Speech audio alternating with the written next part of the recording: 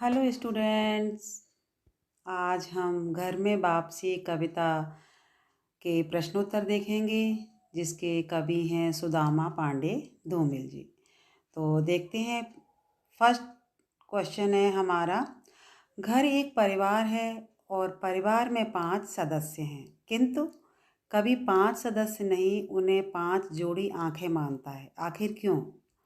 जैसे कि कवि के सामने घोर गरीबी है और ये एक बहुत बड़ी विडंबना है उसके सामने, तो वो 5 सदस्य ना कह करके उनको केवल 5 जोड़ी आंखें मानता है। क्योंकि जो आंखें होती हैं वो मन की आईना होती हैं और वो सब कुछ बयां कर देती हैं। तो देखते हैं इसका आंसर। घर एक परिवार है, परिवार में 5 सदस्य हैं, किंतु कभी 5 सदस्य नहीं उन्हें 5 जोड़ी आंखें मानता है, क्योंकि वे अपने मन के भावों विचारों को एक दूसरे से अभिव्यक्त नहीं कर पाते हैं। उनमें अपनत्व, स्नेह और तथा ममता समाप्त हो चुकी है। वे अपनी आँखों से एक दूसरे को देखते तो हैं, परंतु उसमें प्रेम भाव की कमी हो गई है। वे अपनी एक दूसरे की जो चाहत है, जो एक फरमाइश है, वो पूरा करने के लिए नहीं बोल पाते हैं, अपने मन के भावों और विचारों को नहीं कह पाते। क्वेश्चन नंबर सेकंड है। पत्नी की आंखें आंखें नहीं हाथ हैं जो मुझे थामे हुए हैं, से कवि का यहाँ क्या अभिप्राय है? इसका आंसर है, पत्नी की आंखें आंखें नहीं हाथ हैं जो मुझे थामे हुए हैं के माध्यम से कवि कहना चाहता है कि उसकी पत्नी ने हर स्थिति में, हर परिस्थिति में उसका साथ दिया है। उसने विकट से विकट परिस्थिति में उसका हाथ थाम रखा है। आज भले ही स्थिति जो भी हो, परंतु हमारे बीच मजबूत रिश्ता रहा है। पत्नी की आंखों से उसे हिम्मत मिलती है।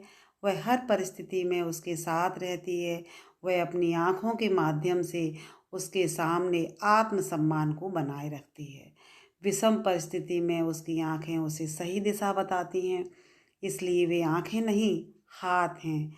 और पत्नी की आंखों में उसे दिलासा है, वो हिम्मत और प्रेम मिलता है उसे कवि को, तो ये उसे लड़ने की हिम्मत भी देते हैं। तो इसीलिए कवि ने ऐसा कहा है। क्वेश्चन नंबर थर्ड है। वैसे हम स्वजन हैं, करीब हैं, क्योंकि हम पेशेवर गरीब हैं, से कवि का यहाँ क्या आशय है? अगर अमीर होते तो क्या स्वजन और करीब नहीं होते? तो यहाँ पर जो स्वजन है मतलब हम अपने ही एक परिवार के लोग हैं और वो इतने करीब हैं, क्योंकि हम पेशेवर गरीब हैं, मतलब काफ़ी लंबे समय से हम गरीबी में जीवन बिता रहे हैं। तो कवि का यहाँ क्या आशय है? अगर अमीर होते तो क्या हमारे अपने जो परिवार के लोग हैं वो करीब नज़दीक नहीं होते? तो यहाँ कवि का आशय है कि गरीबों में प्रेम और अपनापन का भाव होता है। जो गरीब होते हैं उनमें एक अपनत्व का भाव होता है।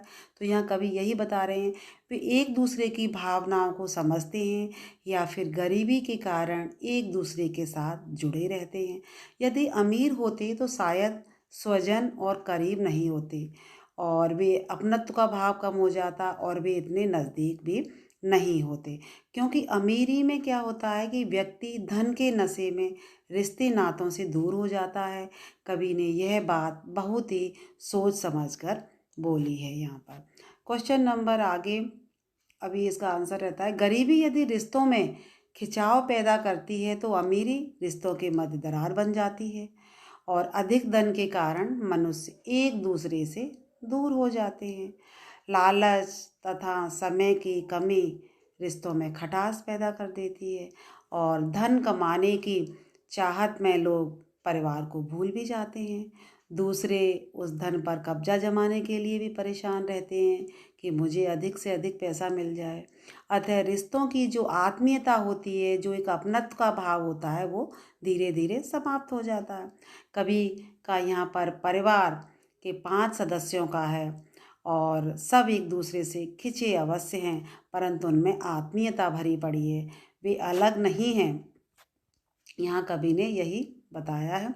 क्वेश्चन नंबर 4, रिश्ते हैं लेकिन खुलते नहीं। कवि के सामने ऐसी कौन सी व्यवस्था है कि जिससे आपसी रिश्ते भी नहीं खुल पा रहे हैं? तो इसका आंसर है रिश्तों के ना खुलने का कारण है गरीबी। गरीबी के कारण ही घर के लोग एक दूसरे से खिंचे खिंचे रहते हैं।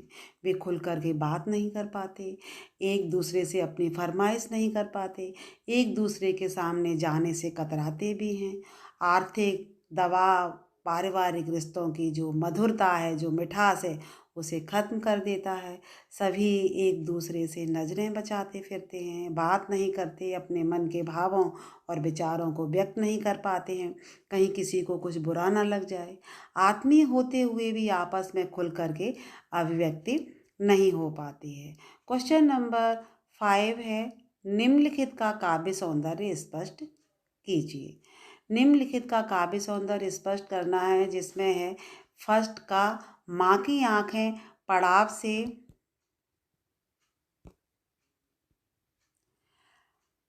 माँ की आंखें पड़ाव से पहले ही तीर्थ यात्रा की बस के 2 पंचर पहिए हैं। खा है पिता की आंखें लोह साए की ठंडी सलाखें हैं। तो फर्स्ट का जो का आंसर है, माँ की आंखें पड़ाव से पहले ही तीर्थ यात्रा की बस के 2 पंचर पहिए बताया है। तो कवि ने यहाँ क्या कहा है कि पड़ाव से पहले ही तीर्थ यात्रा की बस के 2 पंचर पहिए प्रतीक माँ की आँखों के लिए प्रयोग किया गया है। तो कवि यहाँ कहते हैं कि माँ की यह इच्छा है कि वह मृत्यु से पहले, मतलब भगवान को प्यारी होने से पहले वो तीर्थ यात्रा कर ले, परंतु पैसे की कमी के कारण, क्योंकि गरीबी है, तो पैसे की कमी के कारण उनका यह सपना उसी प्रकार अधूरा प्रतीत होता है। जिस प्रकार बस के जो टायर पंचर हैं हो जाने पर वो आगे नहीं बढ़ पाती और अपने गंतव्य तक नहीं पहुंच पाती, अपने पड़ाव को यानी मंजिल तक नहीं पहुंच पाती। तो यहाँ पर जो भाषा है बहुत ही सहज और सरल और भावपूर्ण है। लाक्षणिकता और प्रतीकात्मकता इसमें विद्यमान है। मुक्त छंद है। पंक्ति की विशेषता है कि दृश्य बिंब साकार हुआ है। पंक्ति में पंचर पहिए अनुप्रास अलंकार की छटा को बिखेरते हैं। खा वाला है, कवि ने यहाँ लोह साए की ठंडी सलाखें प्रतीक पिता की आंखों के लिए प्रतीक रूप में यहाँ पर प्रयुक्त किया है। लोह साए क्या होता है, जो जिसमें जो लोहे की जो छड़ी होती हैं, सलाखें होती हैं, उनको गर्म करके उनको उनका नव निर्माण किया जाता है। तो जो लोहा गलाने की जो भट्टी होती है लोह साए, तो यहाँ पर उसको एक आँखों के लिए प्रतीक रूप में प्रयुक्त किया। कवि ने अपने घर में पैसे की कमी की विषय में बताते हुए कहते हैं कि पिता की जो आंखें हैं वो सपना देखती हैं, किंतु जिस प्रकार लोहे की औजार बनाने वाली भट्टी, मतलब कैसी है, वो ठंडी है और उसमें सलाखें भी ठंडी हैं, तो उसका तो नव निर्माण हो ही नहीं सकता। उसी प्रकार जो मतलब उनके जो पिताजी की आंखों में उनके सपने भी अधूरे रह जाते हैं, उनमें जो पहले तेज था, जोश था, वो सब ठंडा पड़ जाता है। अब मतलब उनका वो नव निर्माण की क्षमता उनकी समाप्त हो गई है। वो चाहते हैं कि कुछ जीवन में अच्छा हो, तो इस तरह की आशा उनकी अपने जीवन में नहीं है, क्योंकि गरीबी है। तो भाषा यहाँ पर सहज और सरल और भावपूर्ण है। लाक्षणिकता एवं प्रतीकात्मकता विद्यमान है। मुक्त छंद है। योग्यता विस्तार से फर्स्ट क्वेश्चन है, घर में रहने वालों से ही घर घर कहलाता है। पारिवारिक रिश्ते खून के रिश्ते हैं, फिर भी उन रिश्तों को न खोल पाना कैसी व्यवस्था है? अपनी राय बताइए। तो इसका आंसर है, यह सही है कि घर में रहने वालों से ही घर घर कहलाता है। ऐसा नहीं है कि ईंट पत्थर सीमेंट से घर बनता है, मकान जो घर घर है। लेकिन जब पारिवारिक रिश्ते खून के जो रिश्ते हैं, ये ऐसे रिश्ते हैं जिनसे हम चाहें भी तो खोल नहीं पाते हैं। कारण क्या है? आर्थिक तंगी। आर्थिक तंगी इनमें एक रेखा खींच देती है। सब साथ रहते हैं लेकिन व्यवस्थावश कुछ बोल नहीं पाते एक दूसरे से, अपने मन के भावों को व्यक्त नहीं कर पाते, अपने डिमांड नहीं रख पाते। गरीबी से व्याप्त परिवार में सबके पास शिकायतों का भंडार होता है। अतः सब प्रयास करते हैं कि मुंह से ऐसा कुछ ना निकले कि जिसे अन्य को दुख पहुँचे। अतः सब चुप रहना ही समझते हैं, सही समझते हैं कि चुप ही रहा जाए, किसी के लिए कुछ गलत शब्द का प्रयोग ना हो जाए। यहाँ पर वे एक दूसरे के सम्मुख अपनी दिल की बात बोलने में भी हिचकिचाते हैं। अपने मन के भावों को उनके सामने प्रकट ना करके उन्हें दुख नहीं पहुंचाना चाहते, क्योंकि उनमें आपसी जो प्रेम है वो उन्हें उनकी आँखों से नज़र आता है। क्वेश्चन नंबर सेकंड है, आप अपने पारिवारिक रिश्तों संबंधों के बारे में एक निबंध लिखिए। तो यहाँ आपको अपने अनुसार ही आप किस तरह कैसे परिवार में रहते हैं, आपका छोटा परिवार है या फिर बड़ा परिवार है, उसमें कितने सदस्य हैं, आप उसी की तरह लिखोगे। और हम यहाँ एक छोटा सा उदाहरण देके प्रस्तुत कर रहे हैं, लेकिन आपको ये क्वेश्चन का आंसर आप अपनी तरह ही अपने परिवार की तरह लिखोगे कि आपके परिवार में कितने सदस्य हैं, किसका आपको कितना प्यार मिला, किस तरह आप रहते हैं, किस तरह परेशानियों से जूझ करके उसका सॉल्यूशन निकालते हैं। तो ये बहुत बड़ा और व्यापक क्षेत्र है लिए हुए है जो परिवार है। इसमें माता पिता होते हैं, दादा दादी, भाई बहन, चाचा चाची, ताई ताऊ जी, बुआ जी, फूफा जी, बहुत सारे रिश्ते होते हैं। जैसे रिश्तों का यहाँ पर बहुत बड़ा एक जाल फैला हुआ है। यह संबंध हमें पैदाइश ही प्राप्त होते हैं। इनके मध्य रह कर के हम रिश्ते नातों को समझते हैं कि रिश्ता क्या होता है। सुख दुख में यही हमारे साथ भी होते हैं और यही हमें सहारा भी देते हैं। इनके बिना जीवन अधूरा है। मेरा परिवार भी इन्हीं संबंधों से रचा बसा है। मेरा सौभाग्य है कि मुझे अभी तक दादा दादी और नाना नानी सभी का रिश्ता और प्यार दोनों मिल रहे हैं। इन सारे रिश्तों में मैंने प्यार पाया है और सबका मैं लाडला, या जैसे लड़की लिखोगी तो लाडली रही हूँ, उनका प्यार मुझे मिला है। इनके मध्य मैंने जो सुरक्षा का अनुभव किया है, प्रेम भाव मैंने देखा है, वह कहीं और नहीं देखा। ऐसा नहीं है कि इनके मध्य मतभेद की स्थिति नहीं आई हो, मतभेद भी हुए हैं पैदा, लेकिन क्या हुआ, इन्होंने समझदारी से उस स्थिति को आगे नहीं बढ़ने दिया, उसको संभाले रखा है। आपस में बैठकर उस समस्या का हल भी निकाला है और मतभेद भी दूर किए हैं। परिवार में किसी के मध्य किसी भी मतभेद रहे, कैसे भी मतभेद रहे हों, लेकिन हमें उनसे दूर रखा गया, क्योंकि बच्चों को उनसे दूर ही रखा जाना चाहिए।